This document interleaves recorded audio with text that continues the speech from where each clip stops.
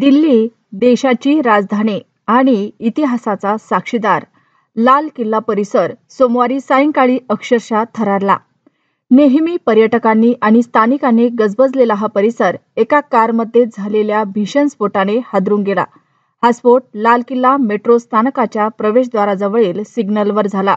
या स्फोटात आतापर्यंत 9 जणांचा मृत्यू झाला असून 24 जण जखमी झाल्याची पुष्टी अधिकृत स्रोतांनी केली आहे. जखमींवर जवळच्या रुग्णालयात उपचार सुरू आहेत. काहींना गंभीर दुखापत झाल्याने मृतांचा आकडा आणखी वाढण्याची शक्यता डॉक्टरांनी व्यक्त केली आहे.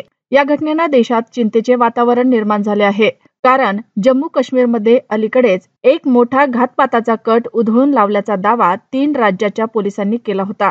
त्यानंतर लगेचच दिल्लीमध्ये हा स्फोट झाल्याने या दहशतवादी हल्ल्याची शक्यता व्यक्त केली जात आहे.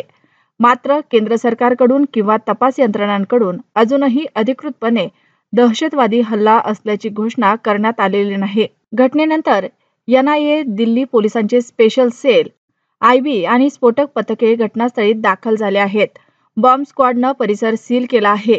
CCTV फुटेज, वाहनांची नंबर प्लेट, स्फोटात वापरलेले पदार्थ याचा तपास सुरू आहे. दरम्यान कोणत्याही संभाव्य धोक्याला तोंड देण्यासाठी दिल्ली, मुंबई, पुणे, हैदराबाद, लखनौ, जयपूर, अहमदाबाद यासारख्या प्रमुख शहरांमध्ये हाय अलर्ट जारी करण्यात आला आहे.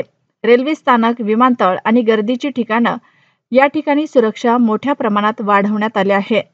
या स्फोटामागे नेमकं कुठलं नेटवर्क, कोणती योजना आणि कोणता उद्देश आहे यावर अजून तपास सुरू आहे.